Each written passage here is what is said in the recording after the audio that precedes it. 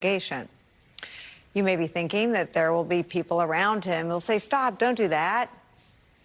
People that won't let things come to that, won't let things get that bad, right? It's not that simple, especially not this time, according to Peter Keisler, an acting attorney general for George W. Bush. He told the New York Times this, quote, things don't go from beautiful to really ugly in one step, and everyone wants to find a way to continue to serve. So they tell themselves that the president has been elected and they're supposed to help him do the job as he defines it, end quote. Meaning the guardrails we rely on to keep an autocratic wannabe in check are only as strong as the people put in place to carry them out, which leads us to more reporting in this New Times piece, that if Trump returns to the White House and really wanted to, he could weaponize the Justice Department to jail his rivals. They list the steps he could take, all within the limits of presidential power, which is massive. 1, appoint loyalists. 2, open investigations or influence them. 3, route cases to favorable judges. 4, appeal adverse rulings eventually to the Supreme Court. And 5, deploy the presidential pardon power.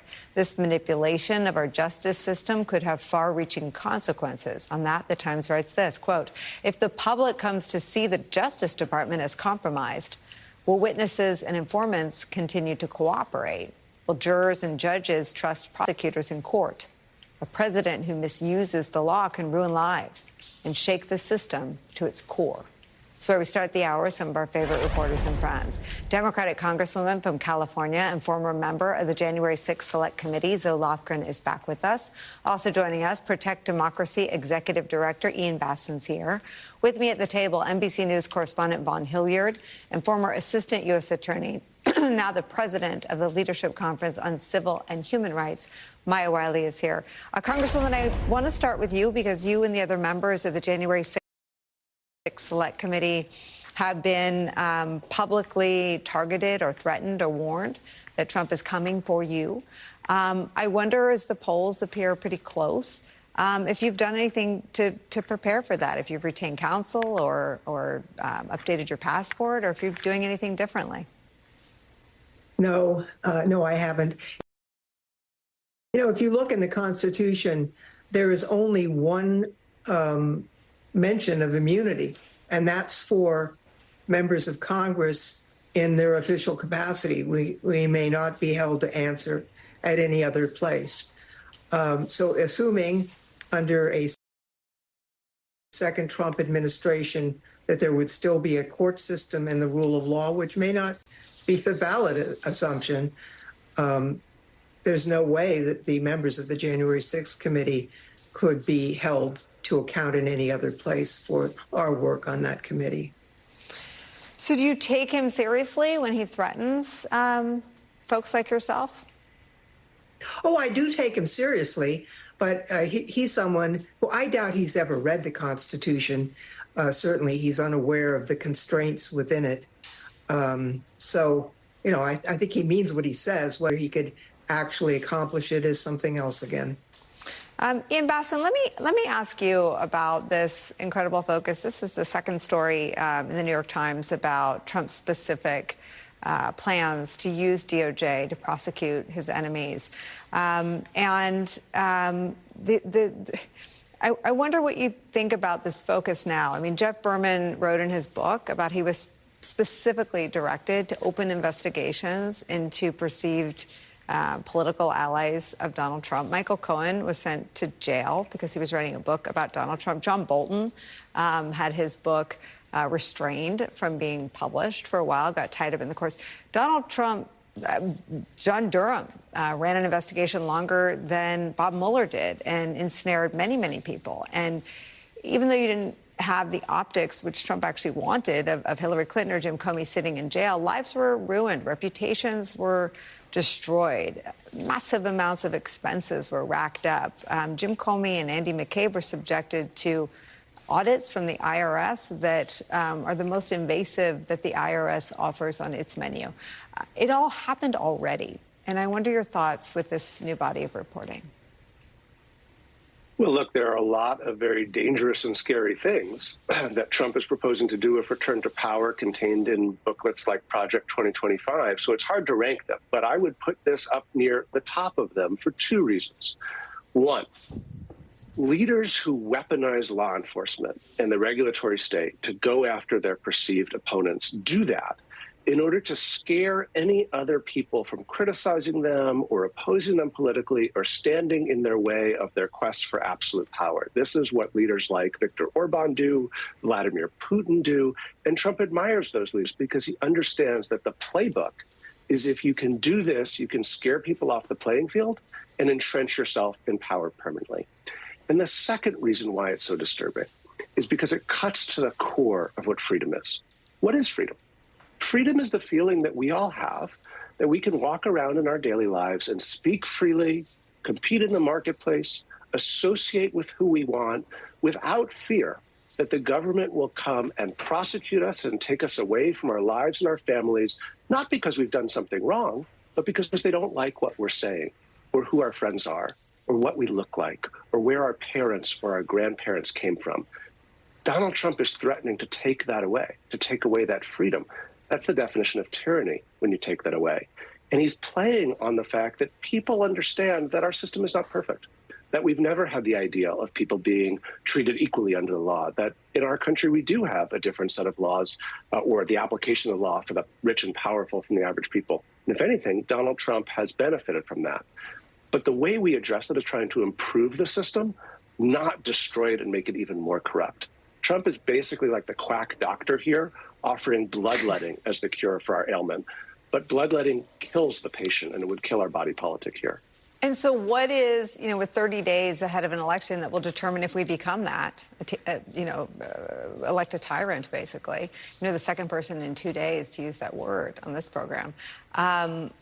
What is the best way to disavow a public from wanting that?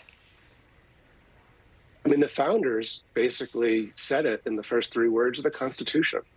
We the people. Every other check that should have stopped us from getting to this point has been overridden, which gives you a sense of how real potential is that Donald Trump could actually undermine and destroy our democracy in the United States. But the last check, the final check, is the check that we all hold. Ultimately, we are the sovereigns, and we get a chance now through November to actually protect self-government in this country. And I think it's great that you're covering this, that the New York Times has done an excellent job on this, that other outlets are covering it, because we, as the people who responded to that survey the New York Times said, this is not getting enough attention and the country is not taking it seriously enough. Von Hilliard, one of the, I think, well, you tell me because you've covered Trump all these years, but one of the differences from where we sit is that we lived and died from investigative journalism, stories that you filed or that were in the Times or the Post, and if they came out while we were on the air, we took them, and that was how we learned what he was doing, because a lot of it happened behind closed doors, and you all were hearing about it from your sources. I mean, this time he's saying this stuff on the trail. Let me show you.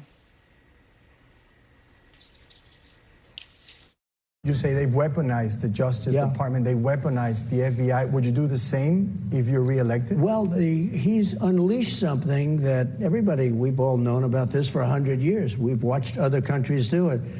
And in some cases effective, and in other cases the country's overthrown or it's been totally ineffective. But we've watched this for a long time, and it's not unique, but it's unique for the United States. Yeah, if they do this, they've already done it. But if they want to follow through on this, it could certainly happen in reverse. It could certainly happen in reverse. What they've done is they've released the genie out of the box. If I happen to be president and I see somebody who's doing well and beating me very badly, I say, go down and indict them. Mostly that would be, they would be out of business. They'd be out. They'd be out of the election. Look, when this election is over, based on what they've done, I would have every right to go after them. She and her party are censoring speech, weaponizing the justice system, and trying to throw their political opponents, me, in jail. And they always have to remember that two can play the game. Of course, that's not at all what's happening. He committed crimes, and a bunch of witnesses who worked for him and voted for him and support him and likely support him still testified against him.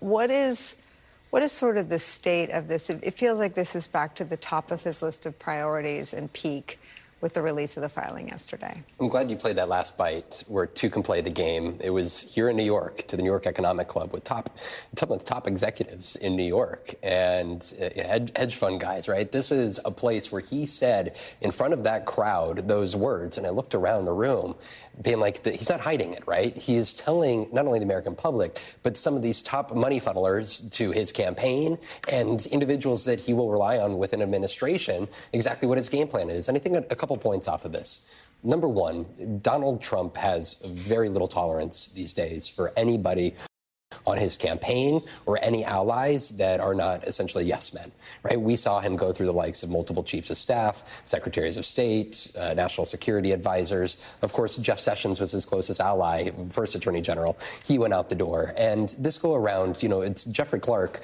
who is another close ally of his, who Donald Trump looked to potentially appoint to be attorney general, acting attorney general at the end of his administration, who has said this idea that the attorney general is supposed to, and the DOJ is supposed to be independent of the White House, that's a misnomer, that the Department of Justice falls within the executive branch, and therefore Donald Trump should be able to direct his attorney general in the Department of Justice to go and do as the president, who is the chief executive, as he sees fit.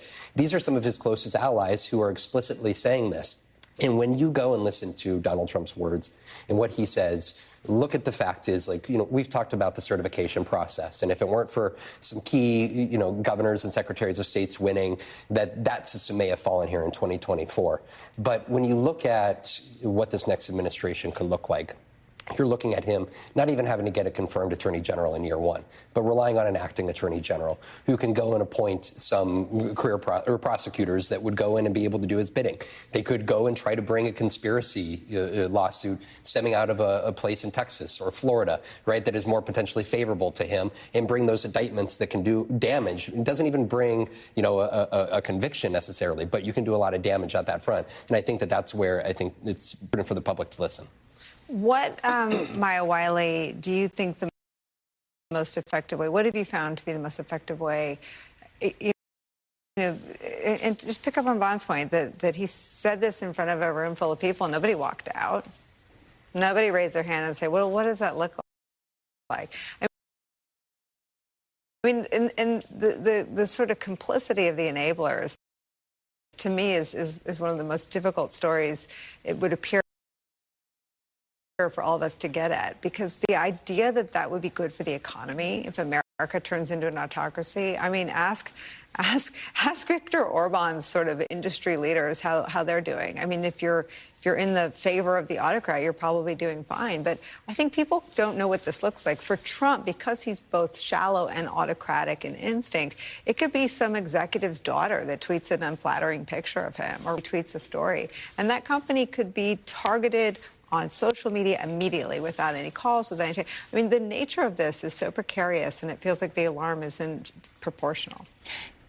One of the things that's so important to recognize is that what we, the people, do, as Ian said, the pressure we bring to bear, including on corporations, including on powerful people who need to understand that there is absolutely a shared interest, but also a cost. Because one of the things that Donald Trump has done, and his minions, I'm going to call them minions, but when Stephen Miller is sending threatening letters to corporations about being more inclusive, about trying to address whether or not we're investing sufficiently in small